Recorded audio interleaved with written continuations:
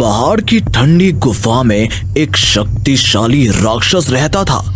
एक दिन राक्षस सोचता है, मुझे राक्षस राज कायम करना है, इसलिए मुझे लोगों को राक्षस बनाना ही होगा।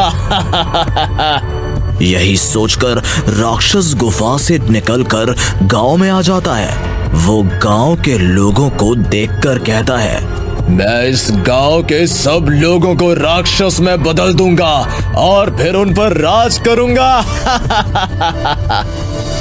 तभी राक्षस की नजर एक माचिस पर पड़ती है और उस माचिस को देखकर राक्षस के दिमाग में एक खतरनाक आइडिया आता है। अगर मैं इस माचिस में घुसकर बैठ जाऊं तो लोगों को इसमें खींचकर आसानी से राक्षस बना सकता हूँ। यही सोचकर राक्षस उस माचिस में घुस जाता है और फिर लोगों को उसमें खींचने लगता है। लोग जैसे ही माचिस में घुसते हैं तुरंत राक्षस बन जाते हैं। इस तरह कुछ ही दिनों में गांव के बहुत सारे लोग गायब हो जाते हैं और गांव वाले चिंता में पड़ जाते हैं। अरे भाइयों, हमारे गांव से लोग गायब हो रहे हैं। समझ ही नहीं आता कि आखिर ये क्या हो रहा है। मुझे तो ये कोई मायावी खेल लगता है। इस तरह धीरे धीरे राक्षसों की पूरी फौज तैयार होने लगती है और अब वो राक्षस अपनी फौज के साथ घूमने लगता है। एक दिन गांव के पास वाली झील में एक बहुत सुंदर जलपरी खेल रही होती है। उस सुंदर जलपरी पर अचानक ही दुष्ट राक्षस की नजर पड़ जाती है और वो जलपरी को कैद करने के बारे में सोचने लगता है। जलपरी तो बहुत सुंदर और जवान है, क्यों ना मैं इससे शादी कर लूं। अगर इससे शादी कर लूंगा तो मैं राक्षसों के साथ साथ जलपरियों का भी राजा बन जाऊंगा। यही सोचकर राक्षस जलपरी को कैद कर लेता है और फिर उससे कहता है, अब मैं बनूंगा राक्षस राजा और तू बनेगी राक्षस रानी। मैं राक्षसों के साथ साथ जलपरियों पर भी राज करूंगा, राज। वो जलपरी जलपरियों की राजकुमारी होती है और राक्षस की बात सुनकर घबरा जाती है। राजकुमारी जलपरी अपनी जलपरी माँ रानी जलपरी को आवाज देने लगती है, माँ, माँ, रानी माँ, मुझे इस राक्षस की कैद से छुड़ाओ रानी माँ। जलपरी की आवाज झील के अंदर पहुंचती है तो सभी जलपरियां तड़प उठती हैं। रानी माँ तड़पते हुए कहती हैं, लगता है हमारी बेटी गलती से धरती पर पहुंच गई है और किसी भयंकर मुसीबत में पड़ गई है। अभी चलो, उसे छुड़वाना होगा। रानी जलपरी के ये कहते ही सैकड़ों जलपरियां पानी से बाहर आती हैं। दोनों के बीच भयंकर लड़ाई होती है। राक्षस हवा में उड़ जाता है और जलपरी भी उससे लड़ने के लिए हवा में उड़ने लगती है। आज तुझे मारकर सारी जलपरियों को अपनी दासी बनाऊंगा। और मैं तुझे मारकर धरती वालों को तेरे जुल्मों से छुटकारा दिलाऊंगी। दोनों के बीच भयंकर लड़ाई होती है मगर फिर एकाएक राक्षस के हाथों के नाखूनों से बिजली की भयंकर चिंगारियां छूटने लगती हैं। चिंगारियां इतनी भयानक होती हैं कि जलपरी उनका मुकाबला नहीं कर पाती।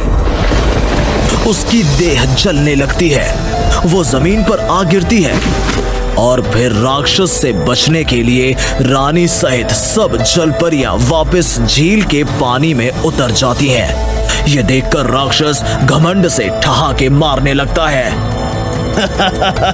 भाग गई जलपरियां, मुझे कोई नहीं हरा सकता। राक्षस को इस तरह घमंड में चूर देखकर राजकुमारी जलपरी को बहुत बुरा लगता है मगर वो मजबूर होती है और राक्षस का मुकाबला करने की शक्ति उसके पास नहीं होती है, इसलिए वो राक्षस के आगे रोने लगती है। मुझ पर दया करो राक्षस, मुझे अपनी कैद से आजाद कर दो और मेरे लोग जाने दो। तेरे लोग भी तुझे जरूर लेकर जाऊंगा खूबसूरत जलपरी, पर तुझसे ब्याह रचाने के बाद। कुछ दिन बाद रानी जलपरी राक्षस से नजर बचाकर गांव में आती है और गांव वालों से कहती है, एक राक्षस ने मेरी बेटी को कैद कर लिया है। क्या आप लोग मेरी बेटी को उसकी कैद से छुड़वाने में मेरी मदद कर सकते हैं? क्या कहा? राक्षस? फिर तो गांव से जो लोग गायब हो रहे हैं उनके पीछे भी इसी राक्षस का हाथ हो सकता है। ये सुनकर रानी जलपरी गांव वालों से नागराज के बारे में पूछती है तो वो उसे बताते हैं कि गांव के बाहर नागराज की विशाल मूर्ति है, वही उस गांव का रखवाला है। जब जब गांव में कोई शैतान या राक्षस आकर लोगों पर जुल्म ढाता है तब तब नागराज ही उसको मार कर गांव की रक्षा करते हैं। फिर सब नागराज की मूर्ति के पास जाते हैं। रानी परी भी उनके साथ जाती है। सब मिलकर नागराज को बुलाने लगते हैं। हे नागराज, गांव में एक राक्षस घुस आया है और लोगों को राक्षस बना रहा है। आओ और लोगों की रक्षा करो नागराज।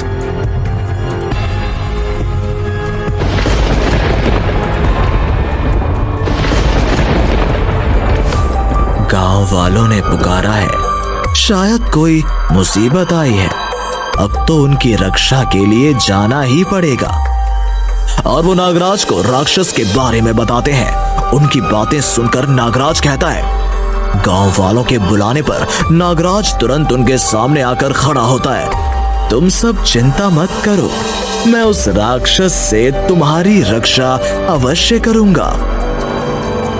तभी नागराज की नजर रानी जलपरी पर पड़ती है और वो रानी जलपरी से कहता है, जलपरी, तुम यहाँ गांव वालों के साथ क्यों हो? क्या तुम्हें भी उस राक्षस ने परेशान किया है? नागराज के ये पूछने पर रानी जलपरी रोने लगती है और नागराज को अपनी बेटी के राक्षस की कैद में होने की बात बताती है। नागराज को ये सुनकर बहुत दुख होता है। वो रानी जलपरी की बेटी को राक्षस की कैद से मुक्त कराने का आश्वासन देता है। साथ ही रानी जलपरी की बेटी भी उसकी कैद से आजाद हो जाती है। लो, मर गया राक्षस, अब तुम सब सुरक्षित हो। ये कहकर नागराज एक बहुत तेज प्रकाश में बदल जाता है और ये प्रकाश सीधे नागराज की मूर्ति में जाकर समा जाता है।